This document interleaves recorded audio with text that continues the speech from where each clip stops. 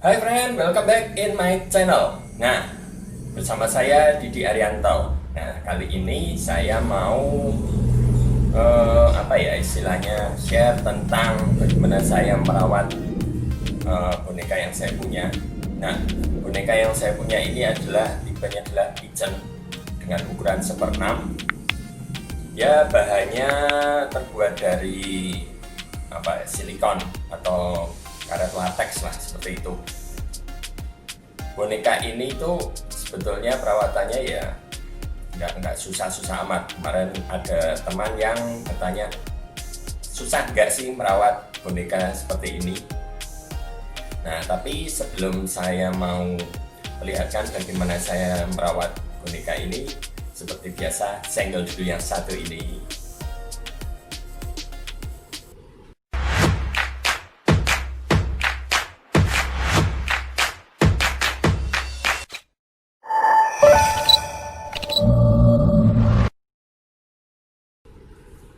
Untuk merawat boneka tipe pigeon yang menggunakan bahan silikon seperti ini sebetulnya nggak terlalu susah. Di manual book di waktu saya beli di situ cuma disebutkan caranya, yaitu pertama dalam menempatkan boneka ini jangan langsung kena sinar matahari, karena yang kalian tahu lah, boneka silikon seperti ini itu kalau kena sinar matahari yang pasti akan cepat merusak bagian kulitnya. Kulitnya itu jadi keras, yang kemudian merubah warna dari tekstur kulitnya kalau terkena matahari secara langsung. Kalau perawatan lain, paling kalau yang saya lakukan yaitu rambutnya yang agak susah, yang pastinya yaitu harus disisir setiap saat. Tapi kemarin sempat agak kusut, akhirnya saya akal, saya semprot menggunakan semprotan untuk menghaluskan waktu kita menyetrika. Sebetulnya bisa juga sih pakai moto. Kemarin ada teman yang memakai moto, cuman karena saya nggak pakai moto, jadi saya pakai pelicin pakaian itu. Saya semprot agak basah-basah dikit, kemudian saya sisir perlahan-lahan sampai dia kering. Nah, setelah itu ya kembali lagi normal. Nah, kembali lagi untuk perawatan bodinya. Nah, ini perawatan bodi sebetulnya nggak terlalu istilahnya susah banget ya, enggak. Perawatannya pertama yang pasti, kalau setelah kita melakukan pemotretan di luar, kemudian pastinya kan banyak debu. Nah, saya hanya mengelap-elap bagian ujungnya aja pakai kuas yang halus. Kalau kotor, saya biasanya pakai air, saya nggak pakai cairan lain, karena kalau kalian seperti ini kena cairan seperti ini yang agak berminyak gitu, akan merusak dari tekstur kulitnya. Jadi hanya menggunakan air aja. Air itu saya pakai lap, celupin ke air, kemudian saya lap pelan-pelan dan saya keringkan.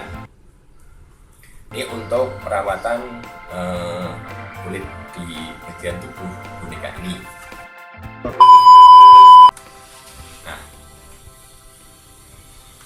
selain itu sebetulnya ada lagi, saya memakai yang namanya adalah talc atau bedak. Nah, ini itu sebetulnya bukan bedak yang yang kalian pakai seperti bedak bayi atau sejenisnya. Itu bukan seperti itu, karena kalau boneka ini pakai menggunakan bedak bayi seperti itu, bedak bayi kan secara teksturing itu memang istilahnya mengurangin kalau kita pakai di muka atau di badan itu. Kalau anak bayi itu kan dia agak keset, tapi di situ juga melembabkan. Nah, karena di bedah bayi itu ada campuran mentol, terus parfum pasti ada. Nah, itu yang menyebabkan jadi ininya berminyak, jadi malah merusak dari tekstur bodinya boneka ini. Nah, saya pakai talek yang ini adalah talek yang belum dicampur. Istilahnya kalau ini ya belinya saya di toko kimia.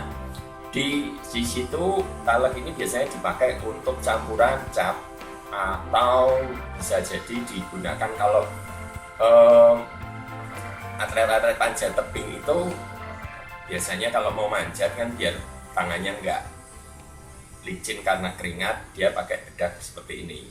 Nah, ini saya gunakan dengan cara ya seperti biasa, kayak manusia itu dibedakin tipis-tipis saja. Nah, seperti inilah, bedakin tipis-tipis ke bagian tubuhnya yang istilahnya banyak kita gerak-gerakkan untuk pose seperti itu. Nah, ini fungsinya apa? Fungsinya untuk dia enggak apa ya istilahnya tidak lembab. Ini kan meskipun ini karet, tapi dia terbuat kan dari silikon itu agak itu kayak ada minyaknya. Nah, itu jadi biar minyaknya nggak terlalu banyak keluar. Nah, ini kita kasih bedak seperti ini. Itu kalau nggak salah loh ya, soalnya ini teksturnya seperti itu, jadi biar nggak lengket lah istilahnya mudahnya. Nah, ini kita kupas-kupas saja semuanya ke tubuh bodinya si boneka. Nah,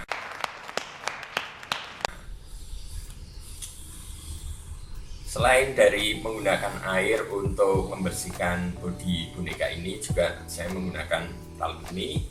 Juga waktu penyimpanan saya kadang menggunakan, nah ini kotak ajaib kayak. Nah, ini kemarin saya sudah membahas tentang cerita tentang kotak ini. Ini boneka kalau lama nggak saya istilahnya keluarin, saya masukkan ke dalam kotak. Nah, biar nggak lembab juga, saya kasih di sini dalamnya ada silikon gel. Nah, seperti inilah. Nah, ini saya gunakan untuk membuat boneka di dalam sini itu tidak lembab. Nah, tips yang lain untuk dalam merawat boneka ini biar nggak cepat rusak yaitu tidak istilahnya apa ya, istilahnya kalau potret waktu di luar kan kita membuat pose, istilahnya dia merentangkan tangan atau kemudian apa ya istilahnya menepuk tangan seperti ini, kakinya agak ditekuk, nah seperti ini. Nah, itu waktu kita pose istilahnya di luar itu, di luar untuk pemotretan, saya tidak melakukan istilahnya di pose seperti ini. Jadi ya posenya saya lurus-lurusin aja. Nah, ini fungsinya apa? Karena kalau boneka ini kan terbuat dari latex yang dia istilahnya apa? Kalau di posenya lama itu, apalagi yang dia menekuk badan tangan itu agak lengket. Nah, itu takutnya kalau kita kelamaan istilahnya melakukan pose seperti ini malah jadi lengket. Nanti waktu kita lurusin malah menjadikan tangannya ini malah sobek untuk kulitnya. Nah, makanya saya nggak mau melakukan istilahnya untuk pose yang aneh-aneh waktu di stand seperti ini. Waktu misalnya saya letakkan di lemari itu ya posenya seperti ini, lurus saja. Kecuali kalau mau untuk foto baru saya pose yang sesuai dengan gaya-gaya yang saya inginkan. Seperti itu tips dari saya dalam merawat boneka pigeon ini. Nah, mungkin buat kalian yang lebih senior, lebih tahu tentang boneka pigeon yang menggunakan bahan latex, mungkin kalian bisa komen di bawah, kita bisa share bersama, sehingga buat teman-teman yang mau mengoleksi boneka seperti ini tahu bagaimana cara merawat boneka pigeon yang memakai bahan latex seperti ini. Oke, gitu friend. Terima kasih atas perhatiannya, dan terima kasih juga kalian yang melihat dari awal sampai akhir, tidak skip-skip, sehingga kita bisa saling berbagi cerita tentang hobi kita bersama, yaitu tentang boneka. Nah, buat yang kalian baru pertama kali datang ke channel saya, jangan lupa untuk like, nyalakan lonceng notifikasinya, subscribe, dan share tentang channel saya, sehingga kita bisa saling mengenal, berbagi hal-hal yang menarik yang berkaitan dengan fotografi boneka seperti ini. Oke, gitu friend, sampai ketemu lagi di episode saya berikutnya. Dadah.